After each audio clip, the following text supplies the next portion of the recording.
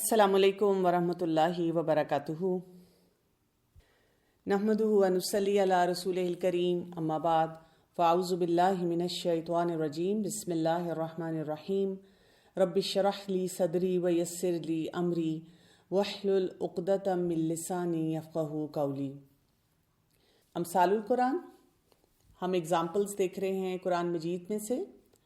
ہمارے لیے constant reminder ہے کہ کچھ احکامات ڈائریکٹ ہیں، کچھ احکامات ہمیں اس طریقے سے بتائے گئے ہیں کہ اس میں یا تو کمپیریزن دیا گیا ہے، یا موٹیویٹ کیا گیا ہے، یا وارن کیا گیا ہے، یا واقعات کے ذریعے بتایا گیا ہے، اور کچھ باتیں جو ہمیں سکھائی جا رہی ہیں اس کے لیے خوبصورت مثالیں لائی جا رہی ہیں۔ آج ہم سورہ ابراہیم کی ایک مثال کو دیکھیں گے جو کہ ورس نمبر 24 سے 27 تک ہے، اور اس میں کلمہ طیبہ اور کلمہ خبیثہ کی مثال دی گئی ہے۔ اگین ہم دیکھتے یہ ہیں کہ جب بھی ہم نے کچھ آیات کو سمجھنا ہوتا ہے، ان کے کانٹیکسٹ کو بھی دیکھنا ہوتا ہے، اس کے ساتھ ساتھ جو اس سے پہلے آنے والی آیات، ایون کئی دفعہ بعد میں آنے والی آیات، وہ ہمیں کچھ لنکس بھی سمجھاتی ہیں۔ تو سورہ ابراہیم کی جو آیت نمبر 23 ہے، اس میں ان لوگوں کا ذکر کیا گیا جو کہ ایمان لائے، انہوں نے نیک عمل کیے، اور ان کے بارے میں یہ بتایا گیا کہ وہ جنت میں داخل ہوں گے، وہ ایسے باغات میں ہوں گے جن کے نیچے نہریں بہہ رہی ہوں گی، اور ان کو ان کے رب کی طرف سے بھی سلام دیا جائے گا۔ رب سے ملاقات بھی ہے، رب کا سلام بھی ہے۔ خوبصورت انداز میں یہ بات ایکسپلین کی جا رہی ہے۔ اب اس کے فوراً بعد یہ پیرابل آ رہا ہے، یہ مثال آ رہی ہے کہ کیسے ہم اس امپیکٹ کو محسوس کریں، کیونکہ اکثر اوقات یہ ہوتا ہے کہ ہمیں کوئی بتاتا ہے کہ جنت میں یہ ہوگا، دیکھو جہنم سے اپنے آپ کو بچاؤ، وہاں پہ بہت مشکلات ہیں۔ سب سے پہلی بات تو یہ کہ کیونکہ ہمارا ایمان بالغیب بھی بہت کمزور ہوتا ہے نا، ہمیں تو اپنے سامنے اتنا کچھ گلیمرس نظر آ رہا ہوتا ہے زندگی میں کہ ہم اسی میں ڈوبے ہوتے ہیں، اسی کے پیچھے مر مٹتے ہیں، ہم نہیں اتنا زیادہ اس پہ غور و فکر کر پاتے۔ پھر شیطان بھی ہمیں وسوسے دیتا رہتا ہے، اور ہمارا نفس بھی کمزور ہوتا ہے، پھر ہم پہ پیئر پریشر بھی ہوتا ہے۔ بار بار ہم بڑی لاجیکلی سوچتے ہیں کہ ہاؤ از دس پاسبل کہ یہ سارے لوگ جہنم میں چلے جائیں گے، یا یہ سارے لوگ جو ہیں اتنے اچھے اچھے لوگ ہیں، ہاں ٹھیک ہے یہ کر رہے ہیں، اور ٹھیک ہے مجھے اندازہ ہے کہ یہ کام حرام ہے، یہ غلط ہے، ان کو نہیں کرنا چاہیے، but how is this possible?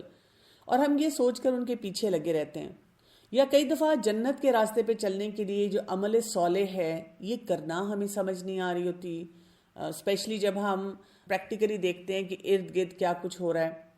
ہمیں یہاں پر ایک مثال کے ذریعے سمجھایا جا رہا ہے کہ یہ جو ٹارگٹ سیٹنگ ہے نا اپنے لیے کہ مجھے جنت میں جانا ہے، مجھے ایمان کے ساتھ عمل صالح پہ کام کرنا ہے، اب اس کے لیے کیا اگزامپل آ رہی ہے۔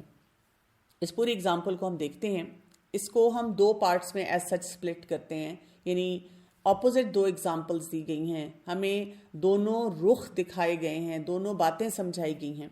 الم تر کیف ضرب اللہ مثلا کلمۃ طیبۃ کشجرۃ طیبہ اصلها ثابت وفرعها فی السماء تؤتی اکلها کل حین باذن ربها وَيَضْرِبُ اللَّهُ الْأَمْثَالَ لِلنَّاسِ لَعَلَّهُمْ يَتَذَكَّرُونَ۔ پہلے ہم اس مثال کو دیکھ لیتے ہیں۔ کیا آپ نے نہیں دیکھا کس طرح اللہ نے بیان کی مثال کلمہ طیبہ یا پاکیزہ کلمہ کی؟ مانند پاکیزہ درخت کے، اس کی جڑ مضبوط ہے اور اس کی شاخیں آسمان میں ہیں، وہ اپنے رب کے اذن سے ہر وقت پھل دیتا ہے، اور بیان کرتا ہے اللہ مثالیں لوگوں کے لیے، شاید کہ وہ نصیحت پکڑیں۔ ابھی آپ صرف جو آیات میں آپ کو بتا رہی ہوں وہ اور ان کا جو ٹرانسلیشن ہے صرف اس کو ایبزارب کریں، اور انشاءاللہ ہم اس مثال کو مزید ایکسپلور کریں گے۔ پھر اس میں دوسری مثال جو دی گئی وہ کیا تھی؟ وَمَثَلُ كَلِمَةٍ خَبِيثَةٍ كَشَجَرَةٍ خَبِيثَةٍ اجْتُثَّتْ مِنْ فَوْقِ الْأَرْضِ مَا لَهَا مِنْ قَرَارٍ۔ اب اس مثال میں کیا بات بتائی جا رہی ہے؟ اور کلمہ خبیثہ یعنی کلمہ ناپاک کی مثال مانند ناپاک درخت کے جو اکھاڑا گیا زمین کے اوپر سے، اس کے لیے نہیں کوئی قرار۔ یعنی کہ دو اپوزٹ طرح کے درخت ہیں، ایک درخت جو ہے وہ پاکیزہ ہے، ایک درخت جو ہے وہ ناپاک ہے، جو پاکیزہ جیسے درخت یا اچھا درخت جو ہے وہ ویل روٹیڈ ہے، جو ناپاک یا خبیث درخت ہے وہ بالکل اکھڑنے کے لیے تیار یا اکھڑا ہی ہوا ہے، اس سے کوئی کا فائدہ حاصل نہیں ہو سکتا. یہ مثالیں ہمیں بتا رہی ہیں کہ ایک کلمہ اچھا ہے، ایک کلمہ برا ہے. اس کے ساتھ پھر دوبارہ کیا بات کی گئی جو آگے آیت نمبر 27 میں آ رہی ہے، یثبت اللہ الذین آمنوا بالقول الثابت فی الحیات الدنیا وفی الآخرہ وَيُضِلُّ اللَّهُ الظَّالِمِينَ وَيَفْعَلُ اللَّهُ مَا يَشَاءُ. فرمایا گیا اللہ ثابت رکھتا ہے ان لوگوں کو جو ایمان لائے، ساتھ بات مضبوط کے دنیا کی زندگی میں اور آخرت میں، اور بھٹکاتا ہے اللہ ظالموں کو اور کرتا ہے اللہ جو وہ چاہتا ہے. اس قدر اس میں مائنڈ بلوئنگ اگزامپل ہے اور اتنے امپیکٹفل طریقے سے ہمیں یہ بات بتائی گئی ہے، یہ جو ثبات کی ہے کہ یہ جو ہمارا ایک بہت بڑا چیلنج بھی ہوتا ہے نا، ٹھیک ہے ہمیں سمجھ آ رہی ہے کہ دس is right, this is wrong, یہ کرنا ہے یہ نہیں کرنا، کنسسٹنٹ نہیں رہا جاتا. آئی تھنک ایک بہت بڑا ہمارا ڈیلیما یہی ہے. رمضان کے اینڈ پہ بھی اب ہمیں یہی ایک تھوڑی سی ٹینشن یا فیلنگ آتی ہے نا. اکثر اوقات ہم یہی کہہ رہے ہوتے ہیں کہ اب روزے ختم ہو جائیں گے، روزوں میں تو میں نے بہت کچھ کر لیا، but what is my life going to be like after Ramadan? یعنی رمضان کے بعد پھر مجھے لگتا ہے میں نے نا وہی غلط کام کرنے شروع کر دینے. نمازوں کی بھی وہ کوالٹی نہیں رہ رہی، اور باقی جو اپنی عبادات ہیں، قرآن مجید بھی ایسے لگتا ہے جیسے چھوٹ ہی جاتا ہے، اذکار بھی نہیں کیے جاتے. ایون بہت سارے جو ہم اپنے فیملی کے ساتھ ٹارگٹ سیٹ کرتے ہیں وہ بھی کمپلیٹ نہیں ہو رہے ہوتے. اس مثال کو ذرا ہم اچھی طرح سے سمجھتے ہیں. سورہ ابراہیم کی آیت نمبر 24 سے شروع ہو رہی ہے، الم تر کیف ضرب اللہ مثلا، کیا آپ نے نہیں دیکھا کس طرح اللہ نے بیان کی ہے ایک مثال. یہاں پہ آپ دیکھیں تھوڑا سا سٹائل ڈیفرنٹ آ گیا. یہاں پہ کیا کہا گیا ہے؟ رعا. رعا جو ہوتا ہے اس کے معنی ہوتے ہیں دیکھنا، لیکن یہ وہ صرف سائٹ نہیں ہے، یہ ان سائٹ ہے، یعنی دل سے دیکھنا، علم کی بنیاد پر دیکھنا. ایک ہوتا ہے کہ سطحی آپ کی ویژن ہے، آپ نے بس دور سے کسی چیز کو دیکھا اور آپ آگے موو کر رہے. لیکن یہاں پہ اللہ سبحانہ تعالیٰ ہمیں فرما یہ رہے ہیں کہ اپنے اندر وہ کوئی انٹیوشن لے کر آؤ، وہ کوئی سکس سینس لے کر آؤ، وہ کوئی جو کوگنیشن ہے اپنا پری فرنٹل کارٹکس ہے اس کو تھوڑا سا شارپ کرو، اس کو تھوڑا سا انگیج کرو، کیونکہ ہماری زندگی میں زیادہ انگیجمنٹ ہمارے ایموشنل برین کی ہوتی ہے نا.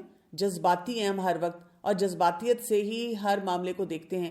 اسی لیے تو ہم گھر میں بھی ایک دوسرے کو یہ کہتے رہتے ہیں کہ تمہیں مجھ سے محبت نہیں، تمہیں میرا خیال نہیں، تمہیں میرا احساس نہیں. یہی بات اماں ابا کہہ رہے ہوتے ہیں کہ ہم نے تمہیں بچپن سے تمہارے لیے اتنی مشکلات اٹھائیں اور تم دیکھو تم ہماری بات نہیں سنتے. اور بچے بھی کہہ رہے ہوتے ہیں میں نے کہا تھا کہ مجھے پیدا کریں. لیکن ساتھ اس میں کیا کہا گیا؟ علم ترا. تو علم تعلم جو ہے، جیسے یہ کہا جا رہا ہے کہ جس شخص کو علم نہ ہو اسے پوچھا جا رہا ہے کہ تمہیں کیوں نہیں علم؟ یعنی تم نے اگر اتنا کچھ پڑھ لیا ہے اور تم اتنا لاجیکل ہو، تم کیا پالیٹکس، کیا سپورٹس، کیا ٹیکنالوجی اور پتہ نہیں دنیا کی کیا کیا فلسفیز پہ بات کر سکتے ہو، تو یہ تمہارا جو پیچ ہے، سکرو ہے، یہ کیوں ڈھیلا ہے کہ جب اللہ تعالیٰ کوئی مثال بیان کرتے ہیں، قرآن کی بات ہوتی ہے، تو تمہیں لگتا ہے کہ یہ تو وہی پرانی باتیں ہیں، بار بار بس ریپیٹ کی جا رہی ہیں، ڈسکنیکٹڈ ڈس جوائنٹڈ باتیں ہمیں بتائی جا رہی ہیں، ہمیں لیکچر دیے جا رہے ہیں. تم کیوں نہیں اس بات کو سمجھتے کہ یہاں پر کتنی سٹرونگ مثال کے ذریعے تمہیں کچھ بتایا جا رہا ہے. اور مثال کیا آ رہی ہے؟ کلمتوں طیباتوں کشجرۃ طیبہ. کلمہ طیبہ کیا ہے؟ مانند پاکیزہ درخت کے. تو یہاں پر پہلے ہم دیکھیں طیبہ. طیبہ کے معنی کیا ہوتے ہیں؟ جو پیور ہوتا ہے، پاک ہوتا ہے، عمدہ ہوتا ہے. لیکن یہاں پر مطلب کیا ہے؟ کیونکہ یہاں پہ کلمہ کہا گیا ہے، تو سب سے پاکیزہ کلمہ کون سا ہے جو انسٹنٹلی ہمارے دماغ میں آتا ہے؟ لا الہ الا اللہ. نہیں کوئی الہ مگر اللہ. کیوں؟ اس لیے کہ جو بھی ہم کام کرتے ہیں، جو بھی ہم بات بولتے ہیں، یعنی ہماری پوری آؤٹ لک ڈیولپ ہوتی ہے، اس کی بنیاد اس کلمے پہ ہے. اسی لیے ہم یہ کلمہ سب سے پہلے پڑھتے ہیں. اسی لیے آپ دیکھیں کہ جب بھی کوئی ایک ہم ایسا کام کرتے ہیں جس کو یا تو وضاحت سے قرآن مجید میں حرام بتایا گیا، یا ہمیں پتہ ہے اللہ تعالیٰ کی طرف سے اس پہ لعنت ہے، وہ کام پسندیدہ نہیں ہے، وہ جہنم میں لے جانے والا کام ہے، تو علماء فوراً کہتے ہیں کہ اس ملک میں نہیں یہ کام ہو سکتا. کیوں نہیں ہو سکتا؟ اس لیے کہ اس ملک کی بنیاد کس پہ ہے؟ کلمے پہ ہے، لا الہ الا اللہ محمد رسول اللہ۔ وہ ایک سلوگن ہے نا پاکستان کا، مطلب کیا؟ لا الہ الا اللہ۔ تو جو پاکیزہ کلمہ ہے وہ آپ کی پوری زندگی کو ٹرانسفارم کر دیتا ہے۔ پھر یہاں پہ کہا گیا کلمۃ طیبہ، اس میں ہر طرح کی اچھی بات آ جاتی ہے، جس میں اللہ تعالیٰ کا ذکر بھی آ جاتا ہے، جیسے کوئی بھی تسبیح کرنا ہے، اللہ کی حمد کرنا ہے، اللہ کی بڑائی کو بیان کرنا ہے۔ اور اس کی مثال کیسے دی گئی ہے؟ جیسے ایک کشجرۃ طیبہ، ایک پاکیزہ درخت کی ہے۔ یعنی بات کی جا رہی ہے کہ انسان اپنے منہ سے جو نکالتا ہے وہ اس کے تھاٹ پروسیس کو ریفلیکٹ کرتا ہے، اور جو نکلتا ہے وہ آٹومیٹیکلی اس کے جذبات پہ بھی اثر ڈالتا ہے اور وہ اس کے ایکشن میں بھی آ جاتا ہے۔ اور اس کی مثال ایک بہت خوبصورت ایک اسٹرانگ درخت کی طرح سے دی گئی ہے۔ اب یہ درخت کون سا ہو سکتا ہے؟ ویسے تو کوئی بھی ہو سکتا ہے، لیکن ہمارے سامنے ایک بہت خوبصورت ایک حدیث میں ہمیں انڈیکیشن ملتا ہے کہ یہ کون سا درخت ہے۔ عبداللہ بن عمر رضی اللہ عنہما سے روایت ہے کہ رسول اللہ صلی اللہ علیہ وسلم نے فرمایا، درختوں میں ایک درخت ایسا ہے جس کا پتا نہیں جھڑتا، یہ مومن کی مثال ہے، تو مجھے بتاؤ یہ کون سا درخت ہے؟ عبداللہ کہتے ہیں لوگ اسے جنگلوں کے درختوں میں ڈھونڈنے لگے، یعنی لوگوں نے اپنی وہ دماغ کے انسائکلوپیڈیا کھولے کہ یہ درخت کون سا درخت ہے، جنگلوں سے ہم گزرتے ہیں، ہم اس کو دیکھتے ہیں، اور وہ کہتے ہیں میرے دل میں آیا کہ یہ کھجور کا درخت ہے۔ نبی کریم صلی اللہ علیہ وسلم نے پھر فرمایا یہ کھجور ہے۔ وہ کہتے ہیں مجھے شرم آ گئی کہ میں چھوٹا ہو کر بڑوں کے سامنے بولوں جبکہ لوگ خاموش ہیں۔ پھر میں نے اپنے والد یعنی عمر رضی اللہ عنہ کو وہ بات بتائی جو میرے دل میں آئی تھی، تو انہوں نے کہا اے میرے بیٹے، اگر تم نے یہ بات بتا دی ہوتی تو یہ چیز مجھے اس سے زیادہ محبوب ہوتی کہ میرے پاس اس طرح کا مال اور یہ چیزیں ہوتی۔ اب اس میں بھی ہمیں اگر ہم اس مثال کو دیکھیں تو بہت سے امپیکٹفل میسیجز ملتے ہیں۔ ایک تو رسول اللہ صلی اللہ علیہ وسلم کا سوال کرنے کا انداز، he could have just released a statement, لیکن سوال کرنے سے انسان کو بات سمجھ آتی ہے۔ اب دیکھیں گھروں میں جیسے ہوتا ہے نا، کئی دفعہ بچے آ کر آپ سے کہتے ہیں ہم کیوں نہیں کہیں جا سکتے، ہمیں کیوں پرمیشن نہیں، مجھے کیوں نیا فون نہیں مل سکتا، میرا کیوں یہ کام نہیں ہو سکتا۔ اچھا، اب وہ جوان بچہ آپ سے پوچھ رہا ہے، اب والدین کیا کرتے ہیں؟ اس کو ایکسپلین کرنا شروع کر دیتے ہیں، بیٹا زمانہ خراب ہے، بیٹا ایسے نہیں کیا جاتا، بیٹا تمہیں یہ نہیں سمجھ آتی، بیٹا دیکھو یہ جو فون استعمال کرتے ہیں زیادہ ان کی آئی سائٹ خراب ہو رہی ہے، کوئی الگورتھمز، آرٹیفیشل انٹیلیجنس، کوئی میٹاورس کی کہانیاں خوفناک سی سنانا شروع کر دیتا ہے۔ تو بچے کیا کرتے ہیں؟ اس پر ہمیں کٹہرے میں کھڑا کر دیتے ہیں۔ اب ایسے موقع پہ ہمیں رسول اللہ صلی اللہ علیہ وسلم کے طریقے سے کیا پتہ چلتا ہے؟ سوال کو لوٹا دیں، آپ کا کیا خیال ہے؟ آپ مجھے بتائیں، یو آر ماشاءاللہ انٹیلیجنٹ، کیونکہ اندر سے بچوں کو پتہ ہوتا ہے کہ کون سا کام کرنا ہے اور کون سا کام نہیں کرنا اور کیوں نہیں کرنا، کیوں اجازت دیں گے۔ دوسرا یہ کہ لوگوں نے کیا کیا کہ تھوڑا سا مائنڈ سرچنگ بھی کی، تھوڑے سے حقائق پہ نظر بھی ڈالنے کی کوشش کی۔ پھر تیسرا عبداللہ بن عمر رضی اللہ عنہما کے بارے میں آتا ہے کہ کیونکہ وہ چھوٹے تھے نا، تو ان کو کچھ ایٹیکیٹس اور مینرز بھی آتے تھے گیدرنگ کے۔ ان کو لگا کہ نہیں، جہاں بڑے بیٹھے ہوئے ہیں اچھی بات نہیں ہے کہ میں بیچ میں بولوں۔ اور پھر نبی کریم صلی اللہ علیہ وسلم نے جواب بھی بتا دیا، لوگوں کو ڈانٹا بھی نہیں، یہ بھی نہیں کہا کہ اتنی سی بات بھی نہیں آتی اور تم لوگ پڑھتے لکھتے نہیں ہو، تم لوگ عقل نہیں استعمال کرتے۔ یعنی ان کی ایک ڈگنیٹی بھی تھی کہ اس گیدرنگ میں پوچھا گیا، لوگوں نے سرچ کیا، پیپل ور ناٹ شیور، تو آپ صلی اللہ علیہ وسلم نے ان کو ایجوکیٹ کر دیا۔ تو یہ بھی بڑوں کا کام ہونا چاہیے کہ اگر کوئی چیز نہیں پتا تو ایجوکیٹ کر دیں۔ جیسے یہی کام ٹیچرز کو بھی کرنا چاہیے نا۔ ٹیچرز بھی کئی دفعہ آپ دیکھیں کہ اس طرح سے نہیں کر رہے ہوتے، وہ اپنا ہی کوئی طریقہ بیچ میں لے کر آ جاتے ہیں، یا وہی بات ہے کہ کوئی نہ کوئی ڈسپلن کرنے کے لیے کچھ کہنا شروع کر دیتے ہیں۔ جب انہوں نے اپنے والد سے شیئر کیا، اس سے یہ بھی پتہ چلتا ہے کہ ان کا تعلق اپنے والد کے ساتھ بہت اچھا تھا کہ انہوں نے شیئر کر لیا۔ اچھا، جب شیئر کیا تو والد نے بھی ایک اچھے انداز میں ان کو موٹیویٹ کیا کہ اگر تم بول دیتے تو مجھے بہت اچھا لگتا۔ یعنی یہاں پہ یہ بھی پتہ چلتا ہے کہ کئی دفعہ بچے بہت اچھی بات سوچ لیتے ہیں جو شاید بڑے نہیں سوچ پاتے، اور اگر ہمیں کبھی اپنے بچے کی کوئی بات پتہ چلتی ہے کہ کسی نے بہت اچھی بات ہم سے ایون بعد میں شیئر کی، تو ہم ان کو یہ کانفیڈنس دیں کہ ہاں وائی ناٹ، مجھے بہت اچھا لگے گا کہ نیکسٹ ٹائم ہم یہ ڈسکشن کر رہے ہوں تو آپ اس میں پارٹیسپیٹ کریں ہمارے ساتھ۔ پھر تھوڑا سا اس سے آگے بڑھتے ہیں کہ اس درخت کے بارے میں کیا بتایا گیا. سورہ ابراہیم کی آیت نمبر 24 ہے، اصلها ثابت وفرعها فی السماء، یعنی اس کی جڑ مضبوط ہے اور اس کی شاخیں آسمان میں ہیں.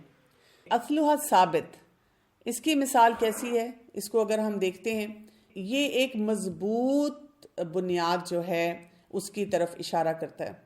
یہ وہ کلمہ ہے جب انسان کے دل میں جڑ پکڑتا ہے تو انسان کا ایمان بہت مضبوط ہو جاتا ہے. یعنی جیسے یہ وہ درخت ہے کہ جس کی جڑیں اتنی ویل روٹڈ ہیں، آندھی آئے طوفان آئے تو یہ اپ روٹ نہیں ہوتا، یہ اکھڑتا نہیں ہے، بلکہ یہ بہت سارے موسم کے جو مشکل اثرات ہوتے ہیں ان کو بھی سہ لیتا ہے. ٹھیک ہے، جڑ جس کی مضبوط ہوتی ہے وہ ویل گراؤنڈڈ ہوتا ہے. تو اس لیے کہا گیا کہ یہ جو کلمہ ہے، جو کہ ہم نے دیکھا کہ کلمہ طیبہ ہے، جو کہ کلمہ توحید ہے، جو انسان اس کے اوپر غور و فکر کرتا ہے، اس کو اپنی زندگی میں اسٹرانگلی شامل کرتا ہے، تو اس کا ایمان مضبوط ہوتا ہے. اس سے کیا پتہ چلتا ہے؟ اس سے پتہ چلتا ہے کہ جب ہمیں لگے کہ ہمارا ایمان کمزور ہو رہا ہے، ہمیں نہیں سمجھ آ رہی کہ ہمیں اپنی زندگی میں وہی بات ہے کہ کیسے کنسسٹنٹ پیٹرن لانے ہیں، اللہ تعالیٰ کے ساتھ اپنے تعلق کو کیسے مضبوط کرنا ہے، تو پھر ہمیں اس کلمے کے اوپر غور و فکر کرنا ہوتا ہے. اور پھر یہ بھی کہا فرعها فی السماء، مومن کے جو اعمال ہوتے ہیں، جب وہ درخت ہوتا ہے جو بہت ویل روٹڈ ہوتا ہے تو وہ اس کی آپ کو پھل بھی نظر آ رہا ہے، اس کا تنا بھی نظر آ رہا ہے، اس کی پروڈکٹیوٹی ہر حساب سے آپ کو نظر آ رہی ہے اور وہ فائدہ مند ہے. اسی طرح سے جو ایک مومن اپنے دماغ میں، اپنے دل میں اس کلمے کو بہت بڑی سپیس دیتا ہے، پرائرٹی کے لیول پہ اس کو اپنی زندگی میں لے کر آتا ہے، اپنے عمل پہ پھر فوکس کرتا ہے اس کے ساتھ، تو اس کے بھی جو نیک اعمال ہیں وہ چھپے نہیں رہتے. اس کو ایسی سٹیٹمنٹس نہیں دینی پڑتی کہ ہو سکتا ہے میں آپ کو دیکھنے میں بہت وہ نہ لگے کہ پکا مسلمان ہوں، لیکن اندر سے میرا ایمان بہت مضبوط ہے. اس کو یہ نہیں کہنا پڑتا. یعنی اس کی زبان، اس کے ایکشنز، اس کی تھاٹ پروسیس سب کچھ ریفلیکٹ کر رہا ہوتا ہے اور وہ نیکی کی طرف جا رہا ہوتا ہے. اور اللہ تعالیٰ جیسے ایک مضبوط درخت کو بہت اچھی اٹھان دیتا ہے، اسی طرح جو کلمے کو اپنے اندر بہت ویل روٹڈ رکھتا ہے، صحیح بات کو ویل روٹڈ رکھتا ہے، تو اللہ تعالیٰ اس کے کردار کو بھی بہت بلندی دیتا ہے. یہ ایک فارمولا ہے جو ہمیں سمجھنا ہے. پھر آیت نمبر 25 میں بات کیا شروع ہوتی ہے، تُؤْتِی أُکُلَہَا کُلَّ حِینٍ بِإِذْنِ رَبِّہَا، وہ اپنے رب کے اذن سے ہر وقت پھل دیتا ہے. یعنی کہ اکل کا مطلب ہوتا ہے کھانا کھانا، یعنی جو کھائی جانے والی چیز ہے یا جس چیز کو کھایا جا سکتا ہے. تو یہاں پر آپ دیکھیں کہ پھل کی بات ہو رہی ہے نا. اگر ہم کھجور کے درخت کی طرف دیکھیں تو اس کا پھل جو ہوتا ہے کتنا اچھا ہوتا ہے، اور یہ پھل پورا سال ہم استعمال کر رہے ہوتے ہیں. پھر اس پھل کی کتنی ورائٹیز ہیں، یعنی ایک ہی درخت سے اترنے والا بھی کتنا پھل ہے. آپ کو پتہ ہے لوگ کچی کھجور بھی کھاتے ہیں، پھر جب وہ پک جاتی ہے تو وہ ہم کھاتے ہیں. آج کل ہم روزہ جو کھول رہے ہیں تو وہ کھجور ہمارے سامنے ہوتی ہے، اور پھر وہ جب ڈرائی ہو جاتی ہے تو پھر بھی استعمال ہو رہی ہوتی ہے، پھر بھی اس کو کھایا جا رہا ہوتا ہے.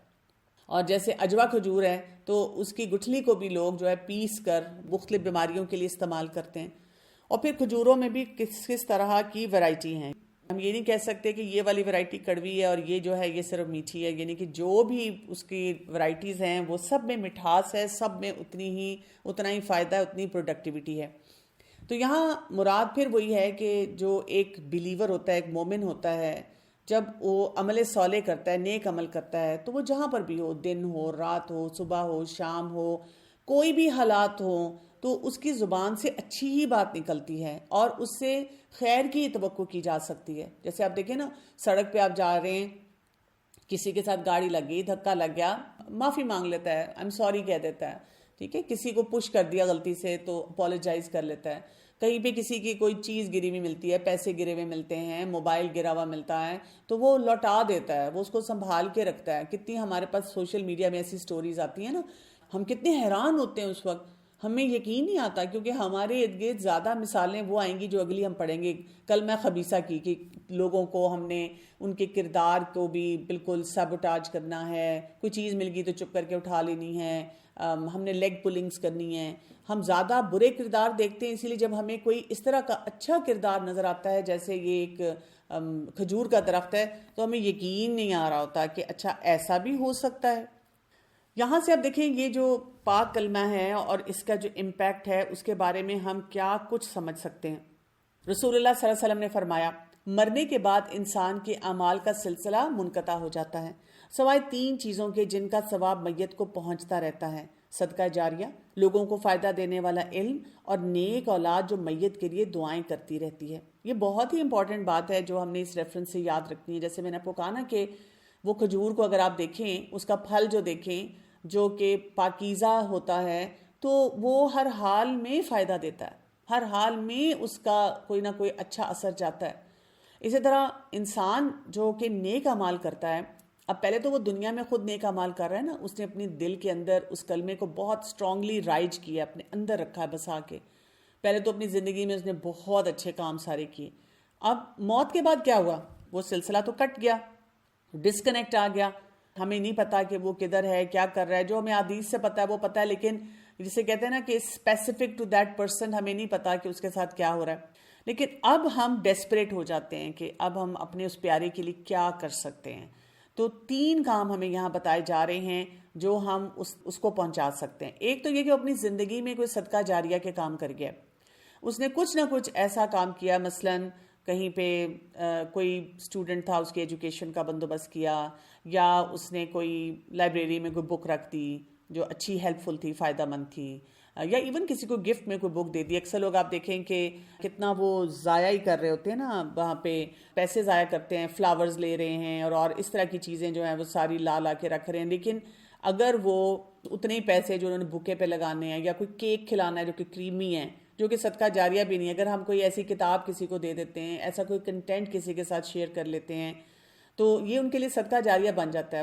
اتنے اسکالرز کا کنٹینٹ ہے جو آپ شیئر کر سکتے ہیں، کہیں پہ مسجد تعمیر کر دی۔ دوسرا ہے لوگوں کو فائدہ دینے والا علم۔ جیسے آپ دیکھیں، آپ کو ریسرچ آرٹیکلز لکھتے ہیں اپنی فیلڈ میں، کئی دفعہ لوگ ریسرچ تو کرتے ہیں اور لکھتے بھی ہیں، لیکن دل بڑا تنگ ہو رہا ہوتا ہے نا، وہ صرف اس وجہ سے کہ کوئی پارٹ 1 کی ریکوائرمنٹ ہے، یا آگے جو ہم نے اپنے کوئی پارٹ 2 کرنا ہے، سٹیپس دینے ہیں، اس میں جی ہمیں بڑا فائدہ ہو جائے گا، ہمارا ایک اپر ایج ہو جائے گا۔ ہم کبھی بھی اس کو صدقہ جاریہ یا کوئی فائدہ مند علم جو ہم چھوڑ رہے ہوتے ہیں پیچھے، اس طرح نہیں سوچ رہے ہوتے۔ اور پھر اس سے بڑھ کے اب آپ دیکھیں کہ نیک اولاد۔ اچھا، یہ لوگوں کو فائدہ دینے والا علم، جیسے دنیا میں آپ کے ٹیچرز ہیں، بہت سے لوگ جو ٹیچنگ کرتے ہیں، اب وہ جو کچھ آپ کو علم دے رہے ہیں وہ صدقہ جاریہ ہے ان کے لیے۔ یعنی ٹیچرز کو بھی کبھی فرسٹریٹ نہیں ہونا چاہیے کہ اسٹوڈنٹس بہت تنگ کرتے ہیں یا کیا ہے، آئی ایم سو ٹائرڈ، میں تو تھک گئی ہوں، یا تھک گیا ہوں کہ وہی باتیں پڑھا کے۔ لیکن اگر ہم ہر دن کلاس میں جاتے ہوئے سوچیں یہ فائدہ مند علم ہے جو کہ I am transferring to next generation, تو میری جانے کے بعد بھی جو یہ میرے اسٹوڈنٹس جو کچھ کریں گے، عمل کریں گے اس پہ، اس کو آگے پروپیگیٹ کریں گے، تو یہ میرے لیے جانے کے بعد بھی ثواب کا ذریعہ ہوگا۔ اور پھر کیا، نیک اولاد جو میت کے لیے دعا کرے۔